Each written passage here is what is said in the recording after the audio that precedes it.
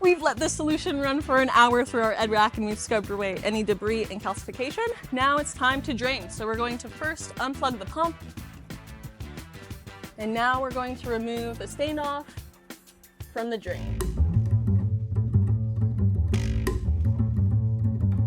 Remove the hydrogen peroxide solution from the reservoir and replace it with fresh water to rinse the unit. Secret way to get any water or nutrients outside of your reservoir without using the wand. Let's say the wand battery dies, or you misplace it, or you want to get water out quicker. So grab a bucket and take the drain from the tier that you're trying to empty. And so once you've got your drain, position it in your bucket and turn on that pump. So have your friend or your classmate turn on that pump by plugging it into this one. So this is C.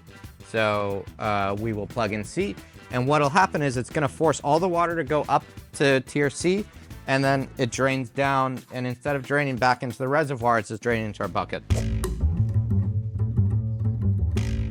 Never ever run the pump dry, okay? Because it will damage the pump really quickly. So in order to make sure you don't do that, two things. One is to make sure that you have your standoff, the riser, your irrigation riser needs to be installed. Okay, so this is the wrong tier that we're draining right now, but just to give you an example, here it is. And that'll make sure that the water level will get high enough in the tray before draining down. We want to make sure that that you're getting as much water into the tray before we turn the pump off and allow it to drain. Okay, so when you are ready to drain, unscrew that riser to allow the drain to come through there, and then once again, to make sure that the pump doesn't run dry, it takes two people.